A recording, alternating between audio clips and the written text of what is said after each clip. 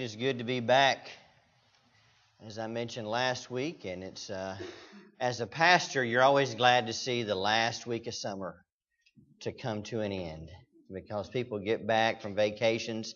I'm not opposed to people going on vacation, that's not a problem, but you like to get your congregation back, get back in the swing of things. Me personally, I like getting back into my regular schedule again, and so it's been a good summer, been a very busy summer.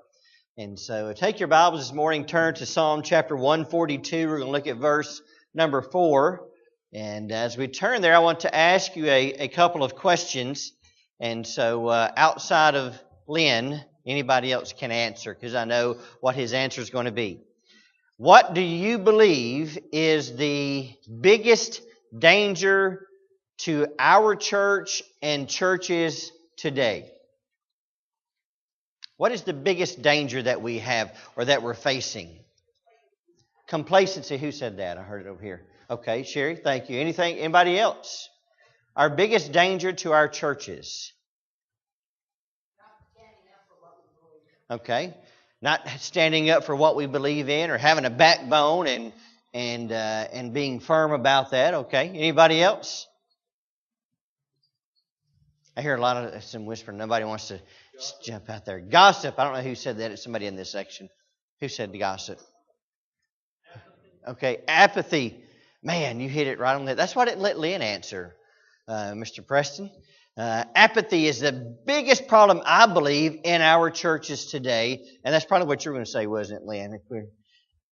Just go ahead and own it because, that's be it. So if we are going to be a church, so one of the biggest things that the devil can get inside of us is apathy. And so I titled this message, Blinded, Hard-Hearted, or Do We Just Not Care? And it could be any of those three things. And sometimes we are blinded by the devil to the ministry opportunities that are there. We're blinded by him about what the truth is and what's really going on. Or are we hard-hearted? Has our spiritual walk been hindered enough that we don't see the things that we used to see, or be compassionate about those things, or whatever it may be? Or maybe it is we just don't care. We have an apathetic heart about us. And I'm not saying this is a huge problem for us, and it could be for some of us, but we need to make sure that when we look at our church specifically, and when we look at the churches more specifically of the United States, what is going on? Now, you may not realize it, but the Christian church in the United States is shrinking every year. It gets smaller and smaller. In other parts of the world, the Christian church is growing some, but here in the United States, it's actually shrinking. And so we need to be very, very careful of it. When we look at Psalm chapter 142, we see David. As I told you last week, I've spent a lot of time over the last few weeks in the book of Psalm and the things that it has for us and what we can learn. Today we're going to look at David, and he is exhausted. Is anybody in here tired this morning? I am. I couldn't sleep last night. I had some kids in our house that were loud, and I knew I had to get up about 4:45 a.m. today to take Riley to the airport, and so I had that on my mind, and I couldn't sleep good. Then before you know it, it's time to go ahead and just get up. And so I've had my coffee and all that, so I'm going to move around, keep myself awake, and I'll try to keep you awake too. But David, in this particular case, he's exhausted. Does anybody know why David is exhausted? Why he is tired? He is on the run. I heard somebody else, some murmuring going on out here. He has been on the run. He's been running from an insanely jealous King Saul. And he is a fugitive. I'm not going to ask you if you're a fugitive to raise your hand because I don't want to know. And you don't want your neighbors to know if you're a fugitive. And so he's been in hiding now for a while. And it was during this time that we can understand that David was so despondent. He felt like he was alone. And he was here, and David found strength in the Lord. David speaks what his soul is entrenched in. He's talking about the despair that he is feeling. Now, I don't know where you are today in your life or what's going on in your world perhaps, but maybe you feel like you're alone, or maybe you feel like you have found yourself in despair. But David was sustained by the inward assurance that God was his refuge. Refuge means a place of safety. And David was entrenched. That's where he drew his strength. No matter what he was facing, I don't know if you've ever been hunted down and somebody wanted you dead, but that's what's going on with David at this particular juncture. King Saul wanted him eliminated, out of the picture. And he was in hiding all alone, but he found his strength in the refuge of God. Now, there are people in our community who are completely overwhelmed in loneliness and despair in 2018. And it is possible that they have the impression that the church is not concerned about their welfare, whether it be physically, mentally, or even spiritually. Are there those in our neighborhood who do not have an assurance that God even cares about their situation or about their welfare? So what is the reason? How could they even fathom that particular thought that God would not care? It's because the failure of God's children to show compassion or care to those who are in need. You see, we are the toolbox that God has available. And He delights in using us to carry out His will. And if we're not there allowing God to use us to show that compassion and care to our community, they can feel like that we don't ever care. As I thought about when I prepared this message this week, I thought, how many people live in our neighborhood and drive by our church every day and have no idea of what goes on inside here, or the people that are here. Or they drive by and they think, I don't know that church even cares about me because I've never heard from them. They've never reached out to me. They don't see the love of Christ in the people of Christ. And that's where we fail. And that's why people may have the understanding or the misunderstanding that we don't care. Maybe even that God doesn't care. Psalm chapter 142, verse number 4, it says, "Look on my right hand and see, for there is no one who acknowledges me. Refuge has failed me. No one cares for my soul." This is the place where David has found himself in, so despondent. How many people feel that way in 2018? I would imagine there are several who feel this way. They feel alone. They feel despondent. They feel like they are in despair. Maybe you feel like that way today. We need to understand that God is our refuge and God is our strength. And that He is always there for us. So we need to understand that, number one, it is sinful to be hard-hearted or to be unconcerned about others. We need to have a compassion about where people are in their life, spiritually. We need to have a compassion about where they are in their life, in their relationships, and how their relationships work in their job, and where their problems are. And we need to show compassion and care and concern for people today, or they're going to think we're hard-hearted or we just plain don't care. I'm going to tell you, you know what the biggest secret to church growth is? I can tell you right now. And if we were to able to grasp this idea and put it into action, we wouldn't be able to have enough church services to hold the people that are going to come to this building. You show them that you love them and that you are concerned about them, and they will come to us. They will. They need to look at Pardue Church and say, that is a group of people that is concerned and that care about me, and they love me, and they are interested in me. And if we do that, just show people love and care and concern, they'll be drawn to us. It's not all about programs and all these things, and we can do like we can paint the ceiling black and have smoke blowing out of the stage and all that stuff. That's not what draws people. It's the love and care and concern that God's people have for others is what makes the difference. And so for us to be unconcerned or to have an apathetic spirit or to be hard-hearted is a sin. Mark chapter 3 verse 5 is the next verse we look at. It says, "And when he had looked around them with anger, being grieved by the hardness of their hearts, he said to the man, Stretch out your hand. He stretched it out, and his hand was restored as whole as the other." Jesus talking here, he's in a situation where the religious right is there, and the religious leaders, and this man has a bad hand, and they're waiting to see, what's he going to do, because this is the Sabbath? Is he going to sin and do work and heal this man?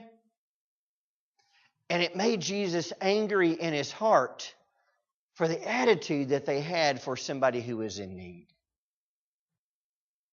He said, what he was angry with, he said, you're more concerned about rules and regulations and the laws and the checkoff list and all those things when you don't have the compassion for somebody here who is in need. We need to have compassion. We need to hurt for people. We need to hurt with them in their life when they're having difficulties. An unworthy life on our part as believers shows a lack of concern for the unsaved in our life. When was the last time you broke down in prayer and in tears for somebody to accept Christ as their Savior? Matthew chapter 5 verse 16, it says, "Let your light so shine before men that they may see your good works and glorify your Father in heaven." We as God's children must live a dedicated Christian life for others to see Jesus Christ inside of us. When they look at us, do they see somebody who is different? When they see us, do they say, that is a person who genuinely loves, someone who genuinely cares about me? Have you ever had a conversation? I had a friend of mine, it had been years ago. You would talk to him, and if you're talking to him, he has something in his hand, he'd be like, mm-hmm. And you're talking, you're telling him some stuff, and he's doing this, and you know what the idea that you get when you're talking to that guy? He doesn't care. Doesn't care one lick. A mutual friend of mine, and we're talking with him at one point, and my friend's like, you don't listen to a word we're saying, are you? And he said, you don't even care. You see, that's the way sometimes God's people are when it comes to those in our world who are hurting and having a difficult time. We seem to be preoccupied with something else in our life instead of showing genuine love, care, and concern for what they are going through. Let your light so shine before men that they may see your good works and glorify your Father in heaven. Now, I'll just be honest with you, it's kind of hard to walk that out every day, isn't it? Because we have bad days. Every once in a while we have a bad day, don't we, Rick? And we want to kind of bite heads off sometimes, don't we? I'm not going to have you raise your hand because we'd all have to raise it. We have those days. But as a general rule, we need to be able to shine the light of God before men so they can see a difference in us. I don't answer this question, but I want you to out loud, but you can do it in your mind. Has anybody ever walked up to you and said, there's something different about you? It should be the difference that Christ made in us, the joy that is inside of us. They should be able to look at us and say, there is something different about Daniel Dell. And whatever it is that is different about Daniel Dell, I want a piece of that. What makes him so happy? Why does he have joy? I think I've used the illustration before. Years ago, I was teaching the teenagers in church and Sunday school. And so before church, I went to this little store and bought some milk and juice and donuts, because they eat all the time, if you know teenagers. And so I walked into the store, and I had on a dark suit like this, and it was wintertime, heavy overcoat, and sunglasses. And I walked up to the cash register and had my milk and my juice and my donuts, threw it up on there. And the girl running the register, she's clicking them, beep, beep. And she went, and she looked at me. And her eyes got really big. And she said, "Are you with the Secret Service?" I was like, And I'm like, what are you talking about? When did the Secret Service go out and buy chocolate donuts and milk, And I was like, no, why? She's like, well, the glasses, the suit, the dark overcoat. I was like, oh, okay, I get it. No, I'm teaching Sunday school, far from the Secret Service. When people see us, what do they think about us? Who do they think we are? Do they see a joyful person, even though we're in the depths of difficulty sometimes? Or do they see somebody who is apathetic or who just doesn't care? You see, what we need to understand is the church is the only institution commissioned to make disciples. That is our job, to go out and make other disciples. The Lord is wanting us to use His church to carry out the Great Commission. And too many times we allow the devil to render us useless by his lies and by his deceit. And we listen to his lies, don't we? Everybody just say yes. Come on, admit it. We do. We listen to what the devil says sometimes when he lies to us. Never will the devil tell you to not do anything for the Lord. Never will the devil tell you to not go to church. Never will the devil tell you not to witness to somebody. But he does. And all too often we listen to those lies from the devil and we keep silent. Or we listen to the lies of the devil and we remove ourselves from the fellowship of God's people.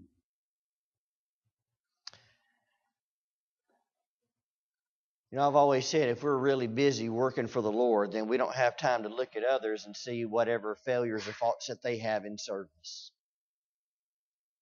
If I'm busy serving the Lord, then I'm too busy working to look at David and see what he's not doing.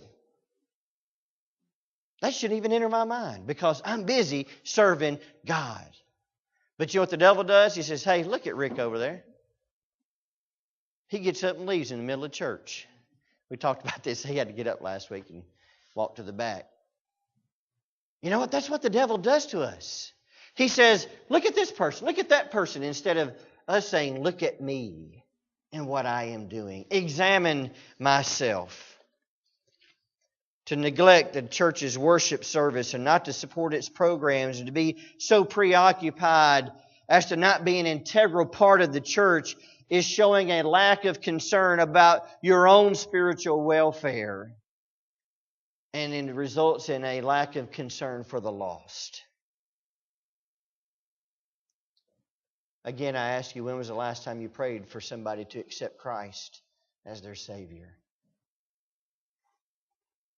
Why are we so hard-hearted or unconcerned? You ever thought about that? Why does it seem like God's people don't care? Why does it seem like people are apathetic about their Christian service, about their spiritual walk? Well, number one is we're preoccupied with the cares of this world. The devil guides us to a different place so that we're not focused on our spiritual walk. He says, I want you to worry about your job or worry about that new fishing boat or whatever, or that motorcycle or whatever it is that is in your life that can make you preoccupied. And we see that all throughout our churches today of people who are in church. They're preoccupied with the cares of this world. We often have forgotten what it feels like to be without God, without hope, without peace, without the assurance of an eternal home.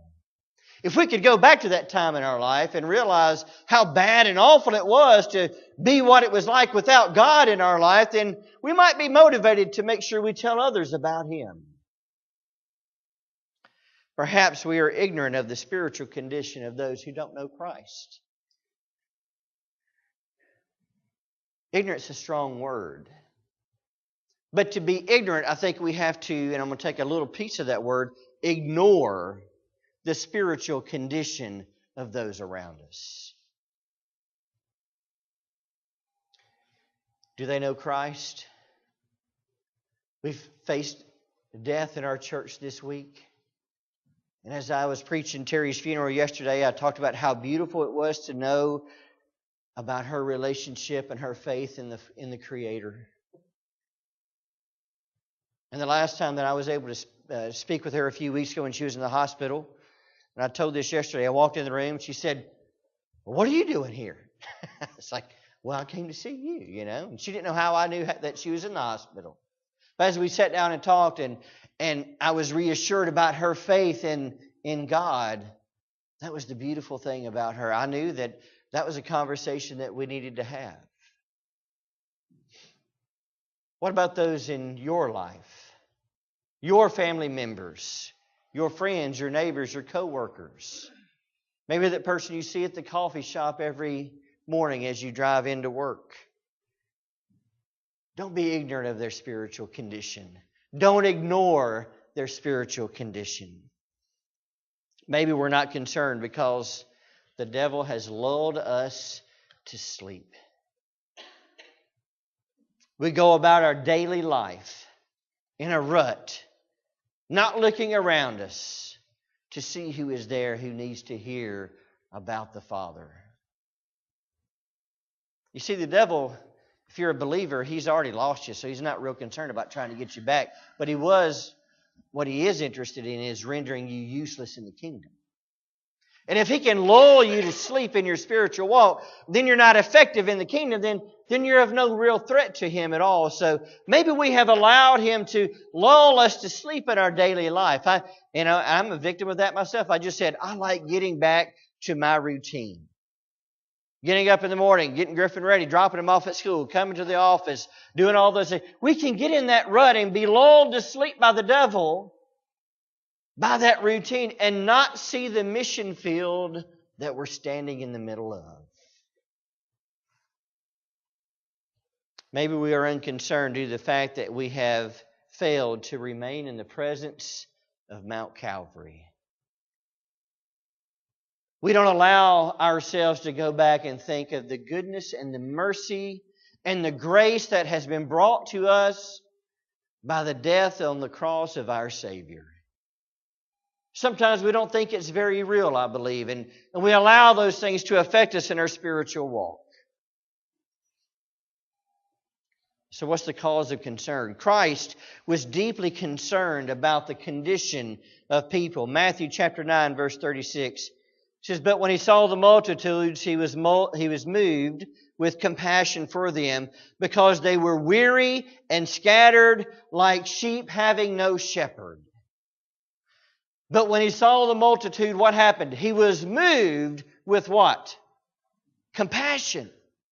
He was moved with a love for those people, because they were weary and scattered like sheep having no shepherd. They were aimlessly wandering. You know what? That is a perfect picture of our society today. They are scattered, aimlessly wandering, looking for answers in life.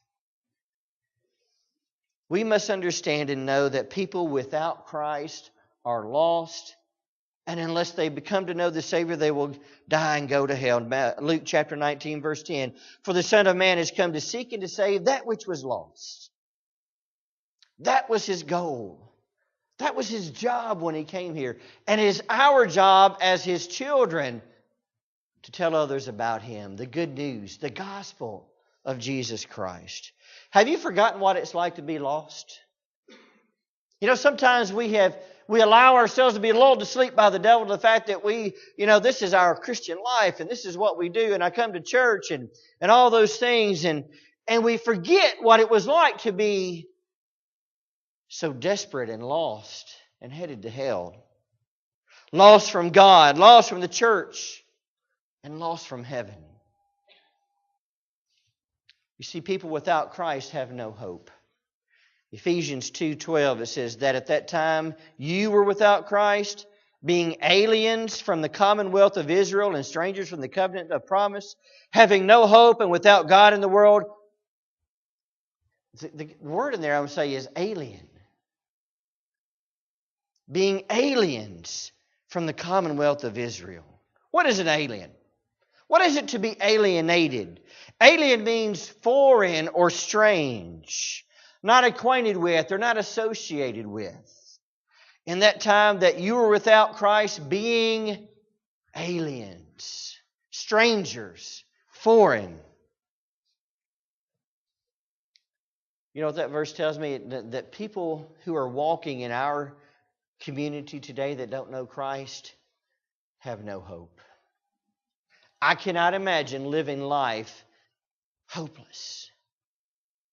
I cannot imagine losing a loved one without hope.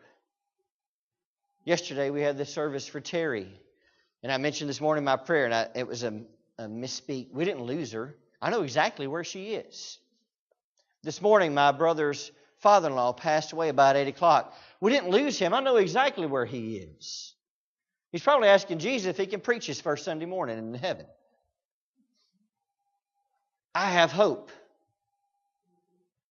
of those of my family and friends that have passed that knew Christ that I will see again. People in our community who are walking without Christ have no hope. People without Christ will miss heaven. People without Christ will face hell. You know, they don't want to talk about it much. And the truth is, some preachers don't even preach about it anymore. But I'm going to tell you right now, Christ believed in it, and that is a place called hell. And the truth is, folks, and this is kind of where the rubber meets the road, is if you and I don't do something about it, some of our friends and family and neighbors and co-workers will go to hell unless we intervene and do something. We show them about the joy of Christ, what He has done for us. People will go to hell without Him. Matthew chapter 25, starting in verse 41, He says, "Then we say to those on the left hand, 'Depart from me, you cursed, into the everlasting fire prepared for the devil and his angels. For I was hungry, and you gave me no food. I was thirsty, and you gave me no drink. I was a stranger, and you did not take me in. Naked, and you did not clothe me. Sick and in prison, and you did not visit me.' Then they will also answer Him, saying, 'Lord, when did we see you hungry or thirsty or a stranger or naked or sick or in prison and did not minister to you?' Then He will answer them, saying, 'Assuredly I say to you, inasmuch as you did not do it to one of the least of these, you did not do it to me.' And these will go away into everlasting punishment, but the righteous into everlasting or eternal life." He said, "I was hungry, you gave me no food. I was thirsty, you gave me no drink. I was a stranger, you didn't take me in. I was naked, you did not clothe me. And I was sick and in prison, and you did not visit me." What Christ was trying to tell the people there were, you had the opportunity to do that, and you failed. Why? You're blinded, you're hard-hearted, or you just didn't care. He said, "I was there in all of those places, and that was me and the people that you saw, and you did nothing about it." You know, I've thought about it many times. When I get to heaven, maybe there'll be people come up to me and say, "You know what, Brother Jason, thank you for what you did, but it was because of your effort that I'm in heaven today." What if we turn that coin over and we say, what about those who are in hell or will go to hell, and they go there because we did nothing about it? We were blinded, hard-hearted, or we just didn't care. That's a very sobering thought. When I failed to do what Christ led me to do, could have that been the point where they had turned their life over to Him? So what happens when we care? David spoke that no one was there who cared for him in Psalm chapter 142, verse 4. He says, "I looked on my right hand to see, for there is no one who acknowledges me. Refuge has failed me. No one cares for my soul." Jesus was grieved and He was angered at the lack of concern, the hard-heartedness of the religious leaders of His day. So what happens when we care? It will cost. It will cost us time to be useful to God.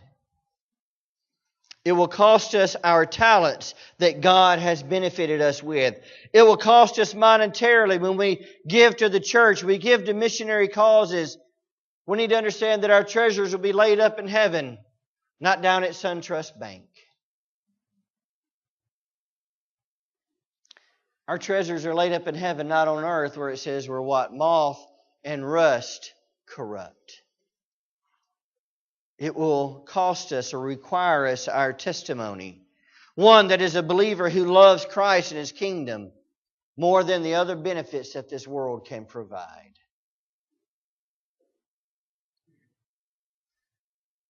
If we really cared, we will want to see people to know Christ, to experience His grace and His mercy. I don't know if most of you, unless you're maybe a younger in our congregation today, remember the name Amelia Earhart? Anybody remember what happened to her? She took off for that transcontinental flight and disappeared, never to be seen again. Does anybody know how much the United States government spent trying to find Amelia Earhart? $8 million? $40 million back then the United States government spent trying to find one U.S. citizen.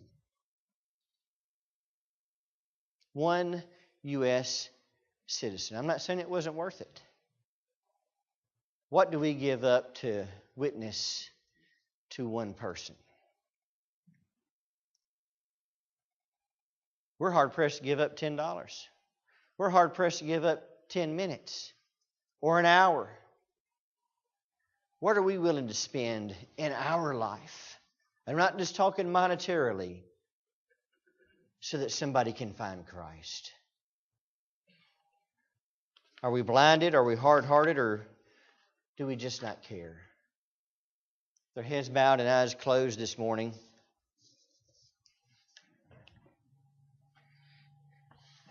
I have to be honest with you, as I was preparing for this particular message, I was convicted. I found myself being lulled to sleep by the devil. I found myself falling into the traps that I mentioned earlier that he puts out there for us. And I had to ask the Lord to forgive me, to reopen my eyes to those who are right around us. And I had asked the Lord, did the devil blind me? Was I hard-hearted, or did I just